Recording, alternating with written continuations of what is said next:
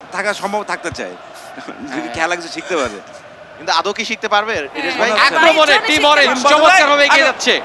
Memphis Depay long রেঞ্জে মেরেছেন।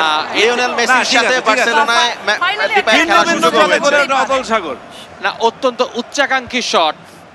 এই এত দূরের থেকে গোল হওয়ার কথা না, কিন্তু হ্যাঁ ইরেশ ভাই মনের আকাঙ্ক্ষা একটু নিয়ন্ত্রণ করেন আর কি। হ্যাঁ, মনের আকাঙ্ক্ষা একটু চমৎকার বল আবারও সামনে, কিন্তু ভার্জিল ভ্যান ডাইক আছেন তৈরি, চমৎকার ভাবে ক্লিয়ার করে দিয়েছেন। প্রেসার তৈরি হচ্ছে কিন্তু সেই প্রেসারে খুব একটা পড়ছে না এই মুহূর্তে। এটা কি বাড়াইলো সামনে? এটা বাড়াইলো কার উদ্দেশ্যে? চিনে না ভাই, চিনতে হবে না, আপনি চিনতে হবে তো। বুঝলাম না। এই মুহূর্তে আক্রমণে আবারও আর্জেন্টিনা, বল নিয়ে ভেতরে ঢুকছেন লিওনেল মেসি, তবে ভার্জিল ভ্যান ডাইক নেদারল্যান্ডসের ডিফেন্সের প্রশংসা করতেই হবে এই পর্যন্ত। ইরেশ ভাই এই লোক তো অরেঞ্জের বাইরে লাল জার্সিটাও পরে, তাই না? Virgil van Dijk Virgil van Dijk পৃথিবীর আসল জার্সিটা পরে। লিভারপুল, আচ্ছা আচ্ছা আচ্ছা, লিভারপুলের জার্সিটা পরে। এই নিয়ে কোনো কথা বলেন না, তাহলে গালাগালি শুরু হয়ে যাবে। হ্যাঁ, লিভারপুল নিয়ে কোনো খোঁজাখুঁজি করবেন না। না, আমরা যখন বিশ্বকাপ গেমারু শেষ করে একটা ইপিএল গেমারু খেলবো, তখন হয়তো ইরেশ জাকের ভাইকে লিভারপুলের জার্সিতে আমরা এখানে দেখতে পারি। আর কোনো জার্সি পরবোই না আমি।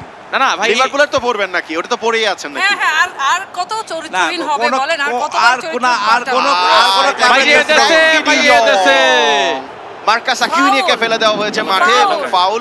এই যে ইয়েলো কার্ড দিব। মৌসুমী হামিদ, আপনি লাল কার্ডটা বের তোমাকে করে ইয়েলো কার্ড দাও আর কি? হলুদ কার্ড নিজের কাজ নিজে করো। স্যার ম্যানেজার কখনো ইয়েলো কার্ড দেয়?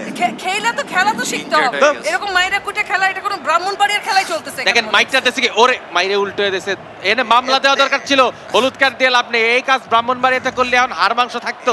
এই প্লেয়ারকে অবশ্যই আপনি ব্রাহ্মণবাড়িয়ার প্লেয়ার যে এখানে আসছে, এটাকে বুঝতেছেন আপনারা একটু? আমরা সেটা বুঝতেছি। আমরা তো অ্যাটলিস্ট নিজে থেকে ডিফেন্ড করতে পারি। তোমাদের মত নারকেল স্যার কাছে চলে বসে থাকি না আমরা। এই মুহূর্তে আক্রমণে আবারও আর্জেন্টিনা, গোলের ভালো সুযোগ তৈরি হয়েছে এবং আবারও সময় দিয়ে ফেলেছে। না না না, এত সময় দিলে হবে না। ইয়াসপার সিলেসেন গোলকিপার, এইজন্য একজনকে ঠেকাইতে 8টা প্লেয়ার নামাইছেন। ঠিক আছে তো, এটা সত্য কথা, 8টা প্লেয়ার নামাইছে, এটাও সত্য, কিন্তু গোলটা হয়েই যাবে মনে হয়। চমৎকার পাস, কিন্তু লাউতারো তিনি শেষ পর্যন্ত বলটা আসলে নিতে পারেন না। আবারও বলছি, তার উপরে গঞ্জালো হিগুয়েইনের একটা ভূত সওয়ার হয়েছে, যে কারণে এরকম একটা অবস্থা। তিনি ডি বক্সের ভেতরে বলও পান, যোগানো পান, কিন্তু সেটাকে কখনো পোস্টে রাখতে পারেন না। কুতুর কুতুর করে ঘুরতে থাকে, টাইম নেয় অনেক বেশি। এই মুহূর্তে দাঁড়াও, তোমার বেশি কথা বলতেছো। বারগুইন ভালো একটা বল ঢুকিয়েছিলেন ভেতরে, কিন্তু শেষ পর্যন্ত Frenkie D young, Barca midfielder Memphis Depay, একটা ডিফ্লেক্টেড ব্যাপার ছিল, মেম্ফিস ডিপাইয়ের পায়ে লেগেছিল। প্রায় 45 মিনিটের খেলা হয়ে গেছে। আমি এখনো পর্যন্ত নেদারল্যান্ডসকে খুব ভালো একটা আক্রমণ করতে কিন্তু ওই যে তারা সেভাবেই তো আর্জেন্টিনার এগেইনস্টে চাইলেই তো আপনি যাতা করতে পারবেন না, তাই না? তারা মুখে আক্রমণ করে আর হাতে আক্রমণ করে। এটাও সত্য। চিৎকারটা কে করতেছে? চিৎকারটা কে করতেছে? প্রথমার্ধের খেলা শেষ হয়ে গেল। প্রথমার্ধ শেষে খেলার ফলাফল আর্জেন্টিনা 0 নেদারল্যান্ডস 0, কিন্তু আর্জেন্টিনার কিন্তু একটা আধিপত্য আমরা প্রথমার্ধে দেখতে পেরেছি। কি বলেন? এক্স্যাক্টলি, আসলে আর্জেন্টিনা শুরু থেকেই নেমেছে অ্যাটাক করবে বলে, আর